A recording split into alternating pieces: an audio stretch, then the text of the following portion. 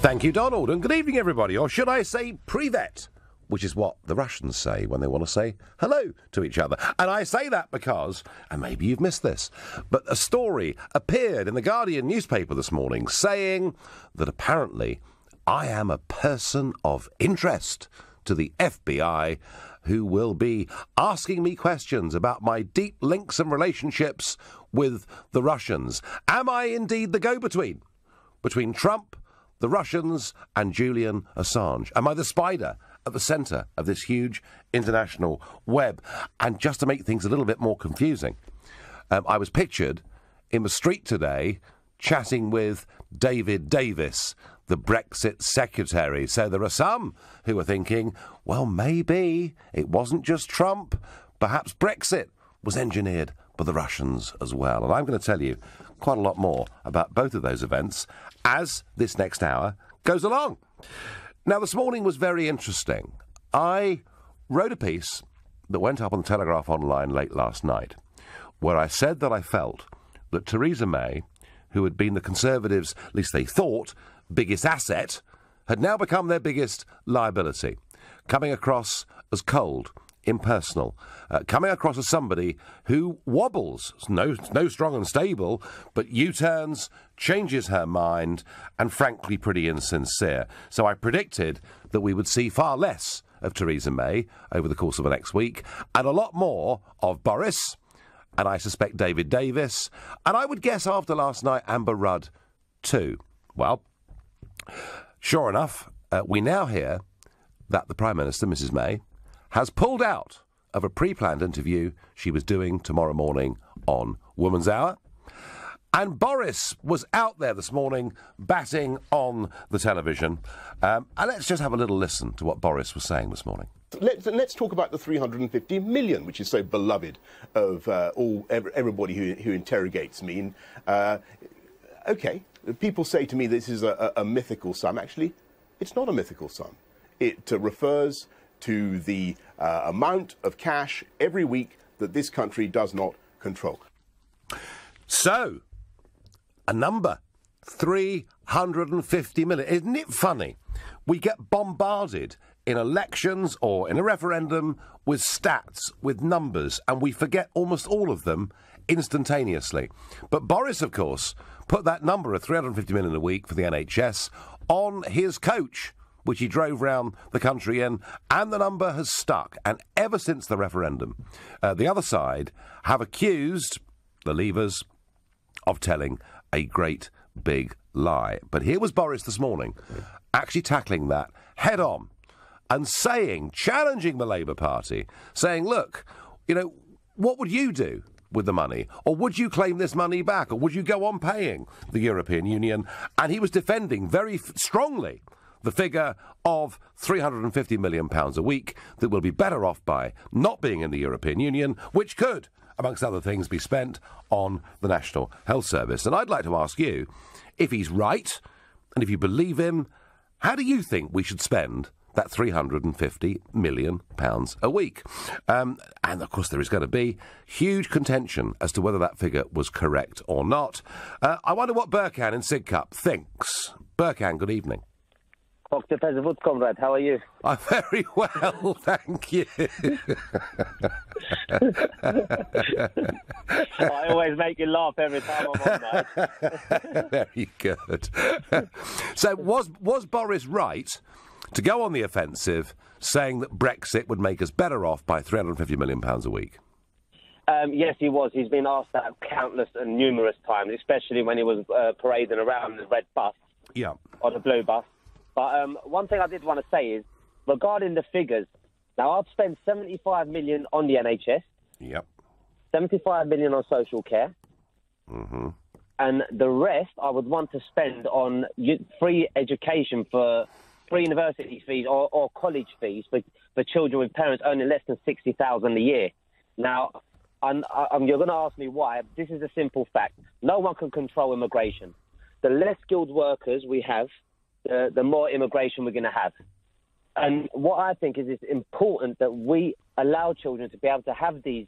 We should give them the tools they need to become skilled workers. And unless we don't give them the tools they need, we won't have them, and we'll keep importing in our skilled workers, which is a bad thing. The fees are astronomical. £52,000 a year at the end of each course. Some people. But I suppose, Burkhan, the first question really is: will we have an extra £350 million a week to spend? Now, I have said since the beginning of that figure being used in the referendum campaign all the way through that I thought it was a mistake. And the reason I thought it was a mistake, Burkhan, is because it's a gross figure.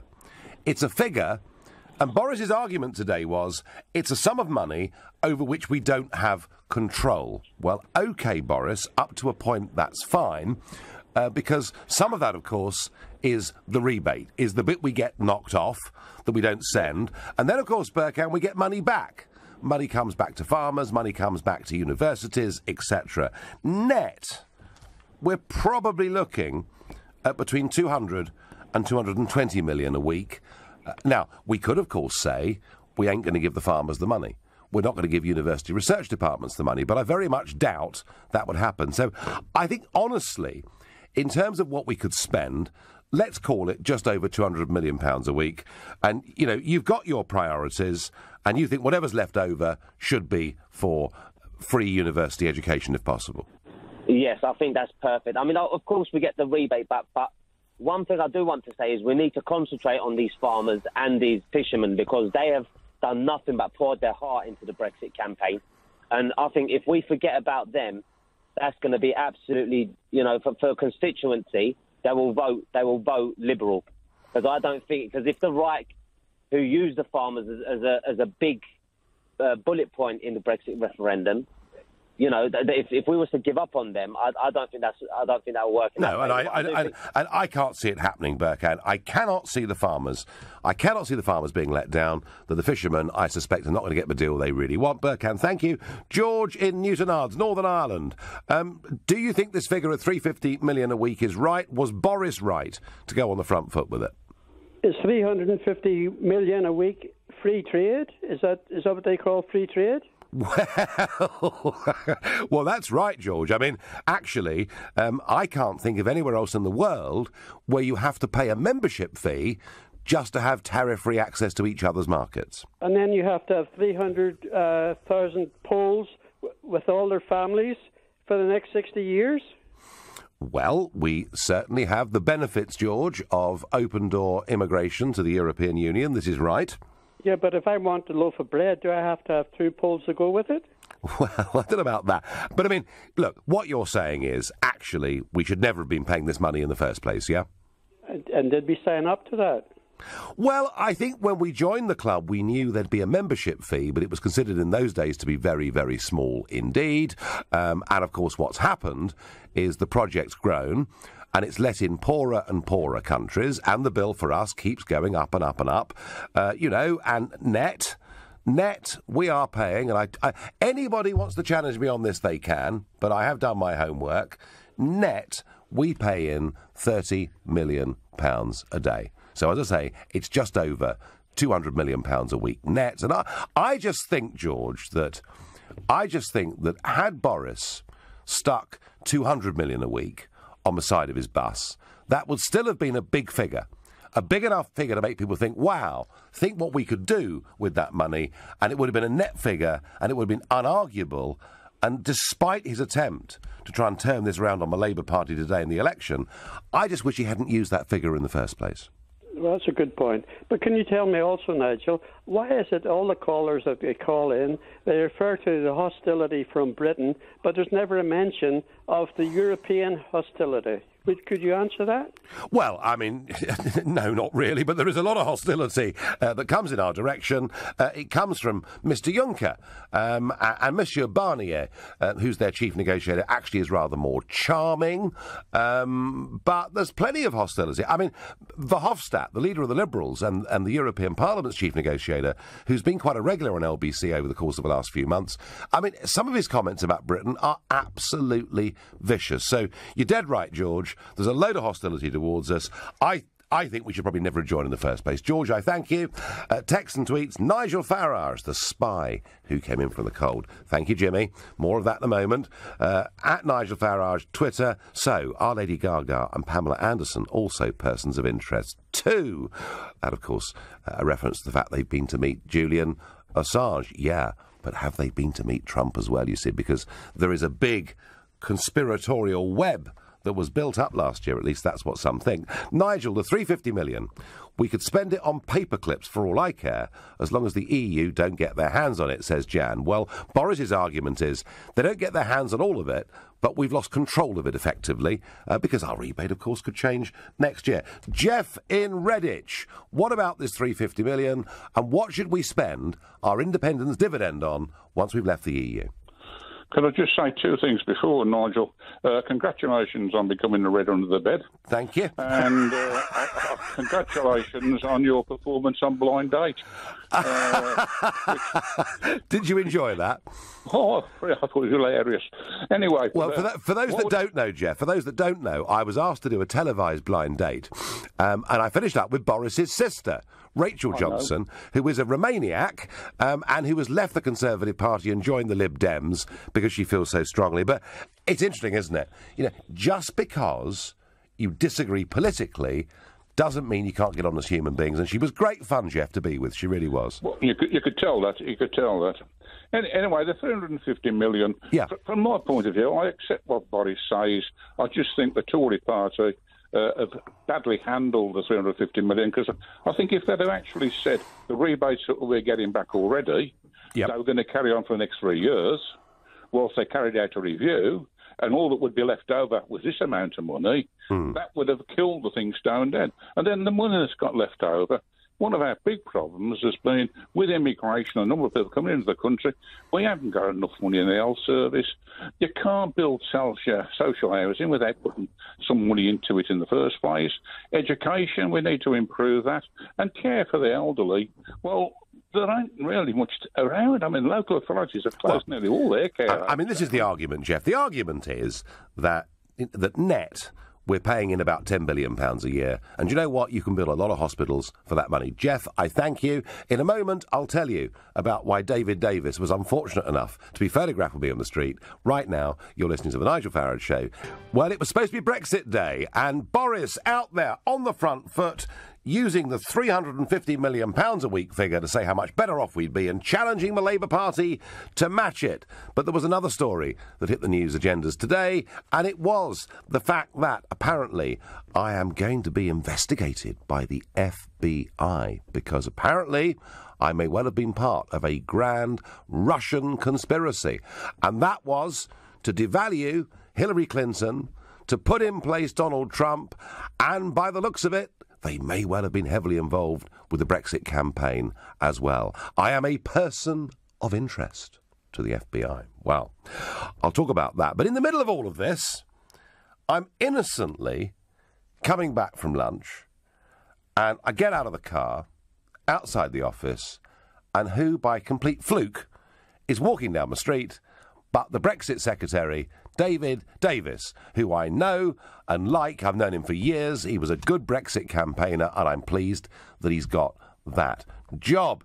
So I chatted to him. He said, I'm not sure I should be photographed with you. I said, yeah, this so-called FBI inquiry, I said, it's bleep, rubbish. And then I realised there was a whole pack of photographers waiting for me outside the office, and the picture of David Davis and me in the street is out there, and people are speculating, is David also going to become a person of interest?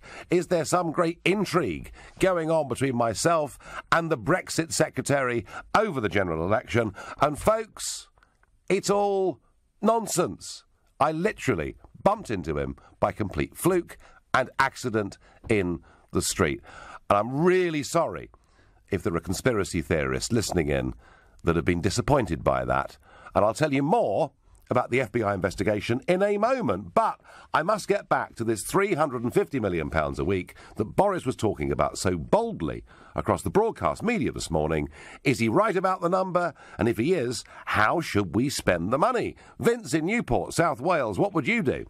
Yeah, thanks very much, Nigel, and thank you for all that you do for us. I appreciate that. Thank you. And if the media in all sorts try to take you down the libel road, then make sure you take them to the cleaners, okay? Right. Now, going on to the NHS, yeah, absolutely. You were tired with a brush of that 250 million some time ago, wrongly, of course. Wrongly. Yeah, and as you say, let's talk about a net figure, 220 million, let's say, for the sake of argument. Yes, now 220 million a year equates to the current budget this year. A week. Sorry, 220 million a week. I apologise. Yeah, sorry, I get mixed up with the 18 billion and the 10 billion. That's all right. 220 million a week, right? Is roughly, that's a net for you. Is roughly 19% of the current NHS budget. Okay, per week. That's 234 million from the stats. So right, it's roughly 19-20%. That 220. Yep. Right, now that should be spent, as the people require, on essential services.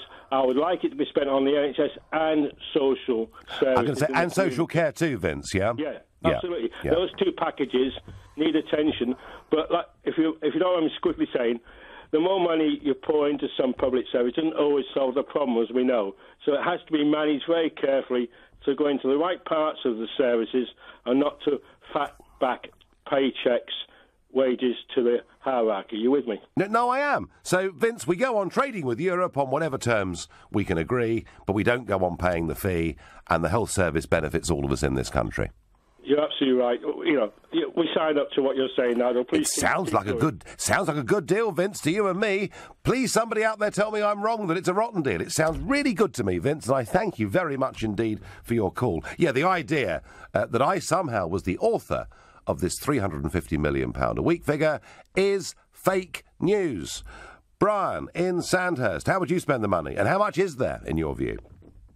Oh, I haven't got a clue, to be perfectly honest with you. You get fair so enough. many numbers banding about. Yeah. But yeah, on that, I would definitely improve the services on the National Health Service and healthcare, but moreover on education, but catching youngsters younger at school and bring back the practical skills that we seem to be lacking.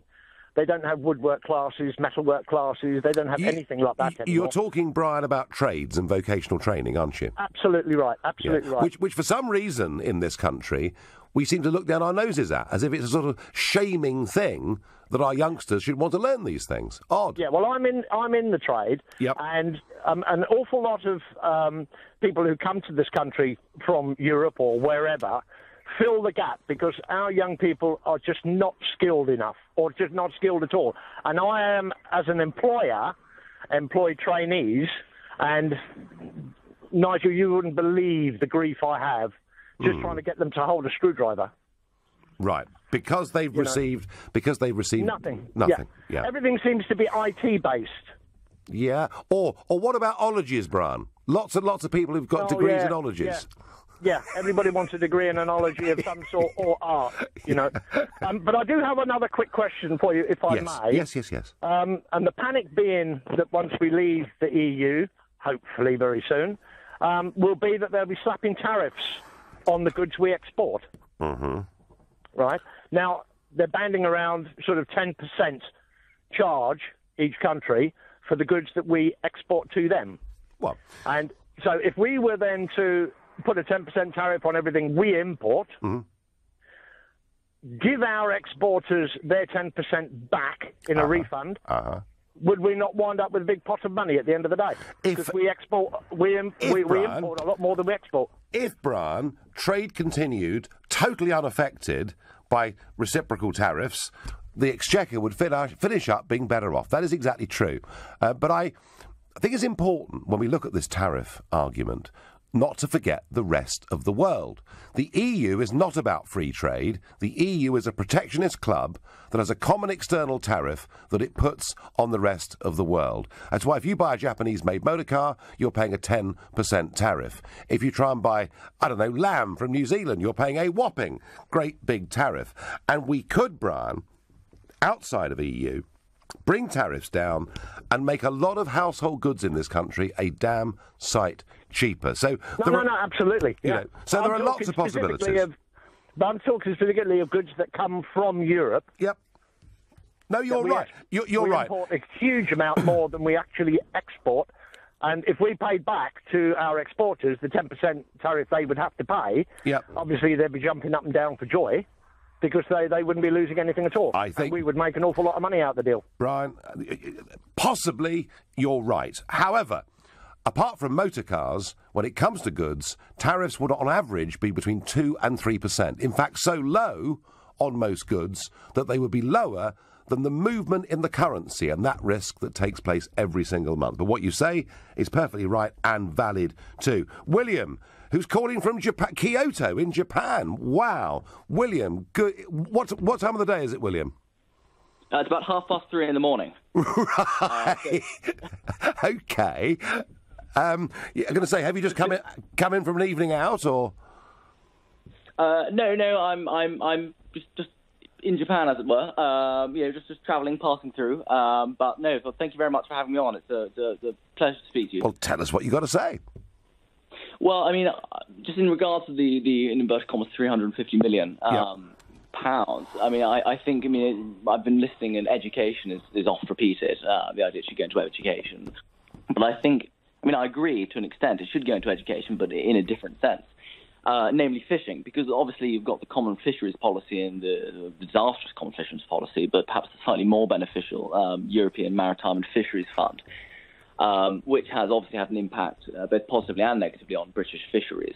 And with that going, I think action does need to be taken to ensure that British fishing remains at a stable level.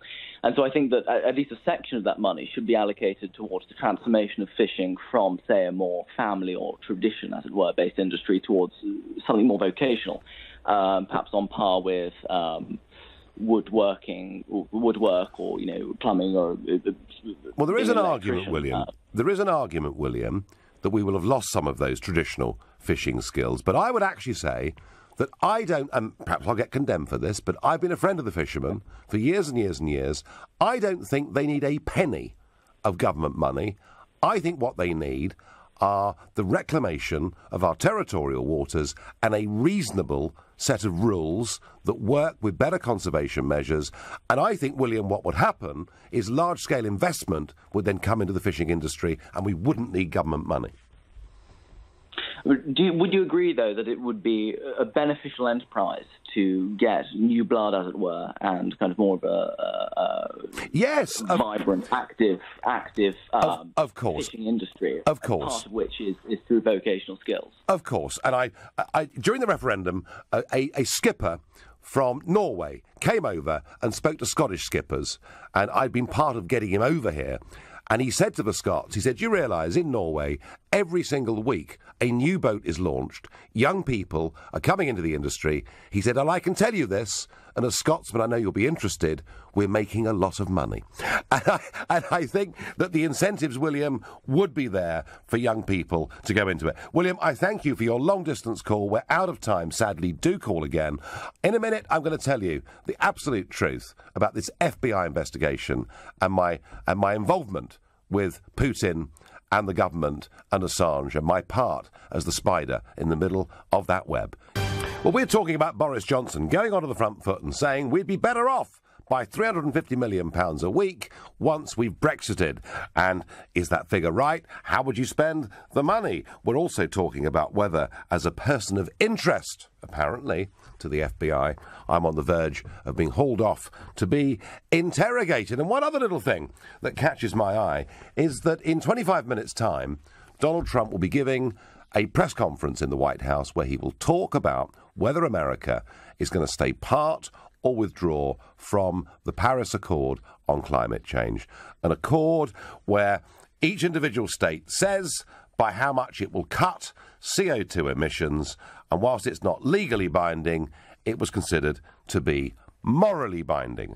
And should Trump stay with the Paris Accord, signed up to by Obama, or not? My point on this has always been, whether you agree with Trump's view of carbon dioxide emissions and global warming or not, surely, as he was elected by the American people, clearly on that ticket, he should be able to take America out of the Paris Accord. If he can't, why bother having elections at all? why not just set the course for the next 20 or 30 years? It just doesn't work. So in democratic terms, he's entitled to do it. I don't know what he'll do in 25 minutes. My guess is that he will say we're not going to stay part of it. But extraordinarily, my friend Mr. Juncker has been discussing this today, and he said that it was the duty of Europe to stand up to the US President Donald Trump if he decides to do this. And he added, the Americans just can't get out of the agreement. It takes 3 or 4 years to pull out. This is not the way it works. What levels of arrogance has this unelected, unsackable bureaucrat got that he thinks he can dictate the terms of Brexit to us, and now he thinks he's got the whip hand over the American president? Mr. Juncker, the days for people like you are numbered. Let's go back to Desmond in Watford. 350 million, Desmond. It's a bonanza, isn't it? Hello, Nigel. Hello. You're talking nonsense as usual, aren't you? I don't know. Tell me. Tell me. I tell you what, Desmond. Tell me what I've said that's wrong. Well, I originally wanted to phone in because you said something that was completely wrong a few minutes ago. You told a caller, right, that we pay a massive tariff on New Zealand lamb. Yeah. Yeah. That's wrong, isn't it?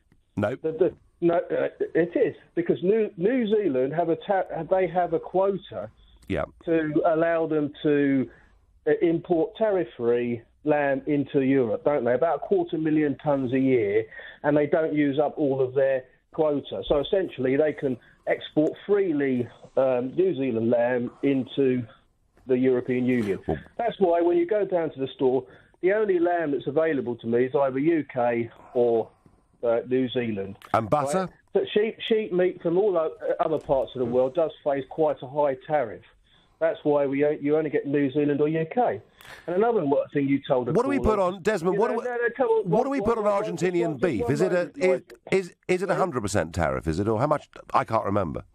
It's on New Zealand now. I believe it's something. I don't know, something like 50. It adds about 50%. I tell you what. Let's not, Desmond. Let's not bore everybody with agricultural tariffs. Let's because you can't answer the question.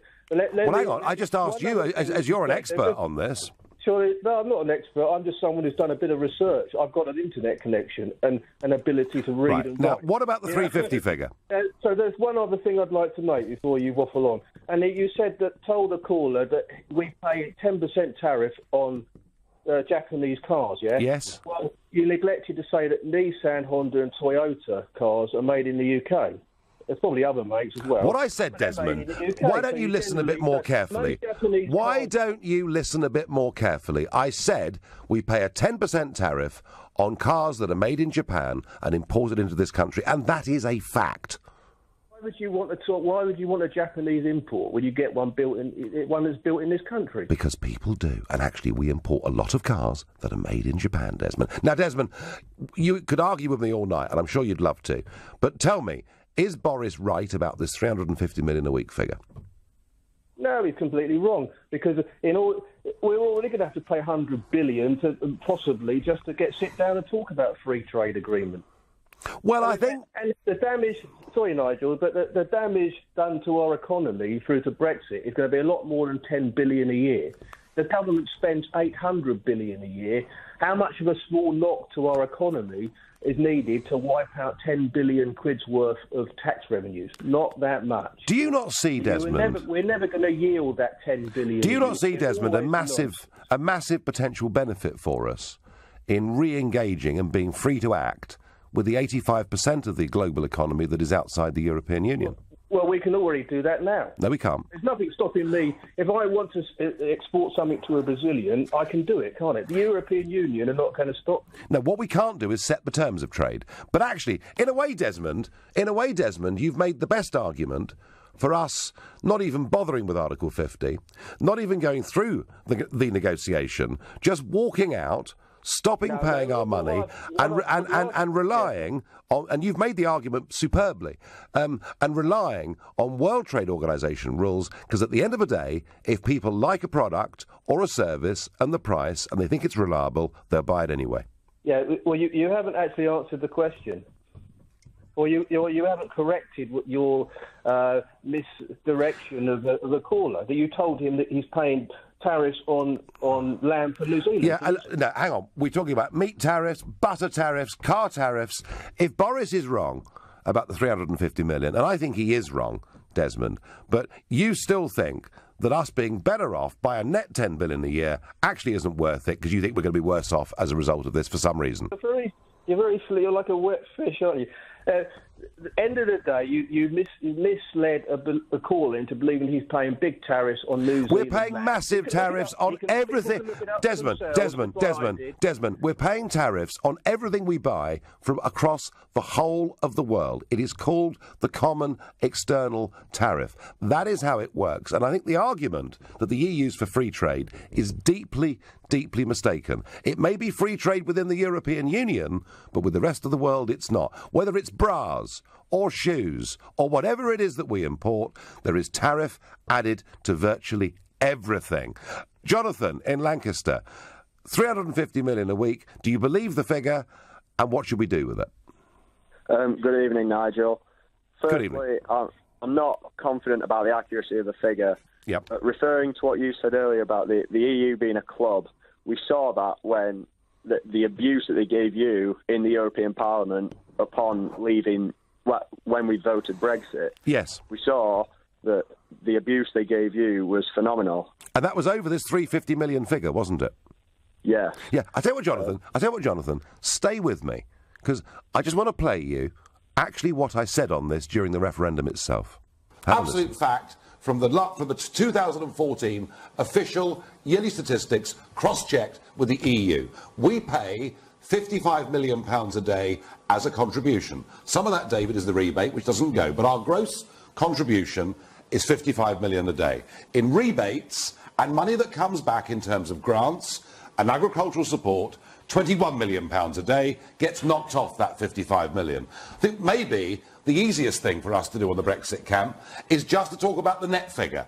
And the net figure is £34 million every single day, £10 billion a year. And I say that is too much, and we should spend that money here in our own country on our own people. Okay.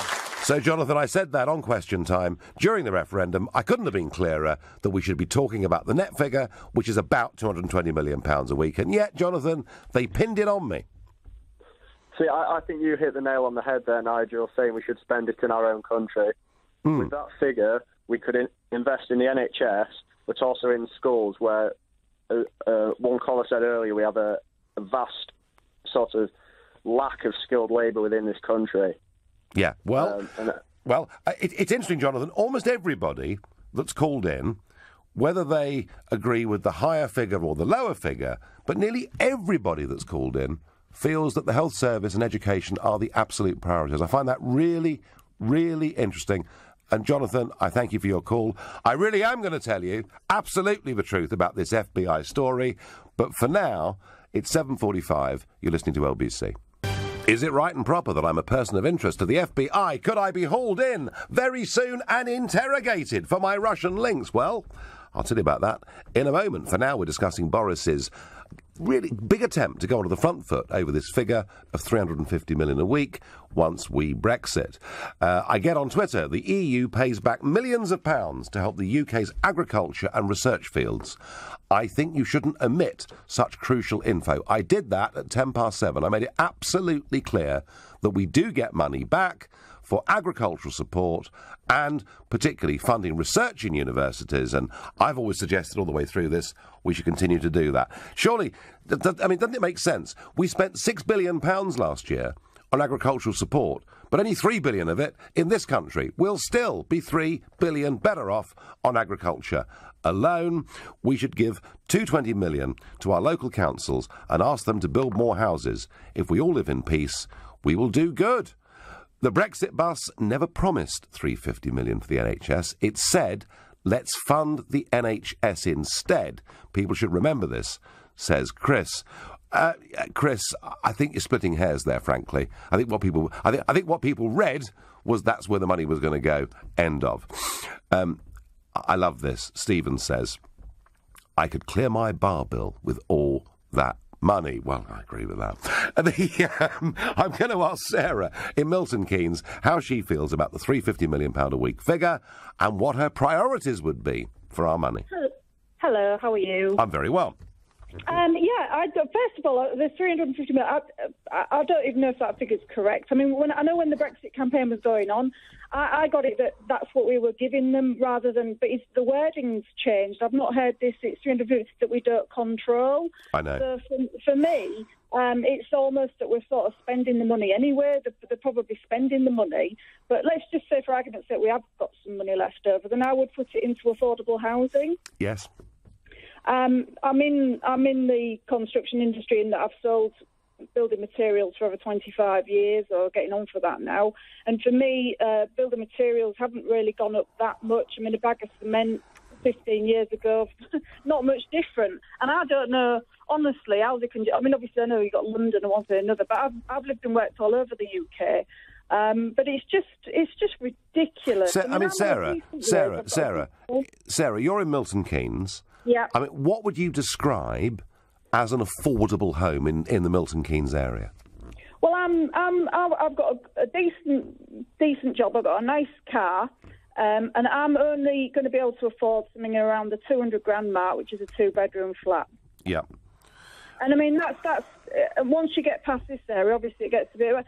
But I'm just wondering. I mean, as you can probably tell, I'm from up north originally, and I don't know what to do for the best. Whether I'm going to buy down here or get something up north or whatever. But it's just, I think also if they do it, whoever does it, they need to keep hold of that land, because as soon as they start to sell it off and outsource somebody to sort this problem out for it, it's that when it goes wrong. Because I think Mr. Prescott he tried it, and then by the time he'd finished, they've just put it back on full market price. But the problem is, if a local authority builds houses and then sells them at far below what the market price for those houses would be, who should it sell them to, Sarah?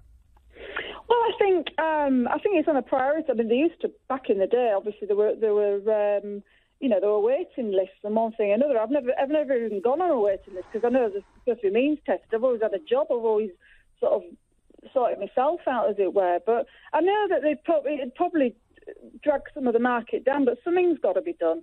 It's just ridiculous. Well, I think, Sarah, you've added a new dimension here, because everybody's been talking about the health service, they've been talking about education, but I do think affordable housing is a massive issue.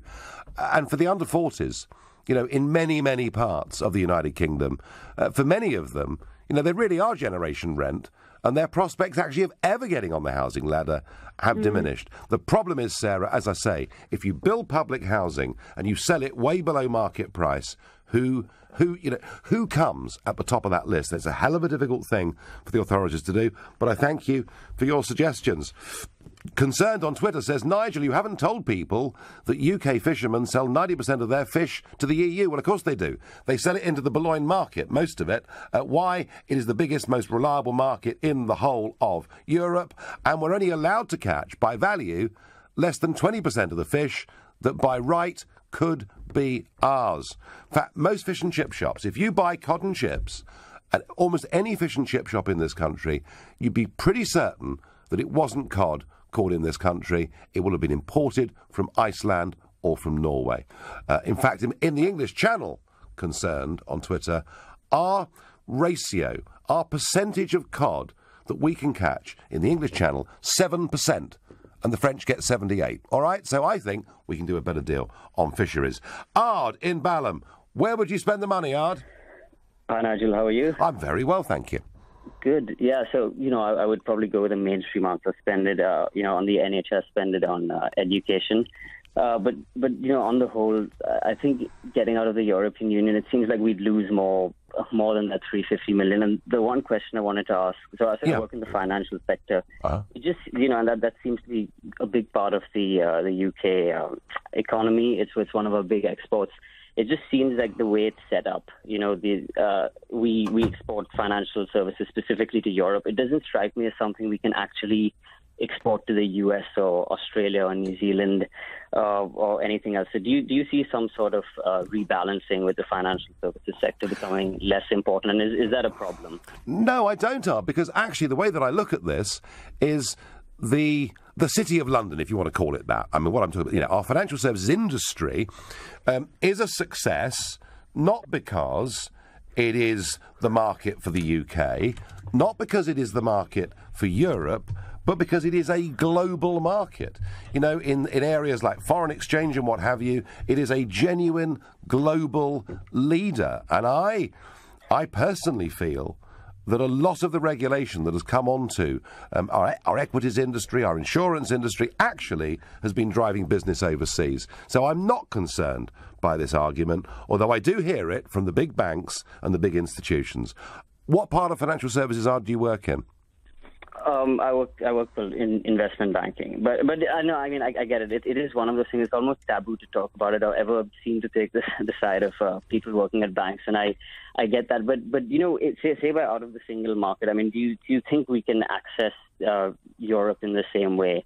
Because you have this passporting service. I don't know the details. Again, and as I said to a previous caller on tariffs and agricultural products and things, we can get a bit too technical here. But in simple terms, you don't need a single market passport to trade. You need equivalence in terms of your regulatory regime, and we would most certainly more than qualify for that. I think there has been some tremendous scaremongering, Ard, on this, as there has been on much else. But really, I wouldn't be desperately concerned. The rest of the world in financial services is growing very, very quickly. That's where the big opportunities will be. Ard, I thank you. So, it was late morning this morning, and suddenly, up online on The Guardian, we get this story that I am now a person of interest and to the FBI, and the sort of web that's been created is that I know Trump well, and I have visited Trump many times, and I know personally some of, and have known for some time, some of his support team and some of his strongest allies. And I also once met Julian Assange. Therefore, effectively, I must be the bag carrier. I must be the go-between between the Russians, Trump and Assange. Why is all this happening? Well, it's happening because, frankly, there are large sections of the liberal elite that simply can't get over Brexit and Trump of last year. They can't believe people would do this. So there must have been some grand conspiracy, and the Russians fit the bill. Well, let me tell you this. I've never been to Russia. I've never done business in Russia. I've never had a bank account with the Russians. I've appeared, I think, 3 times on Russia Today in the last 18 months. I've been on Al Jazeera more than I've been on Russia Today, and I'm hardly supporting jihadis or anything crazy like that. And as far as Julian Assange is concerned, I went there because LBC, maybe they're the ones that should be investigated. LBC organised a meeting between me and Assange on the basis that I might do an interview. This whole story is fake news. It is hysteria, totally out of control. It is complete and utter baloney. I hope that's clear. Thank you for your calls, texts, tweets, and messages this evening.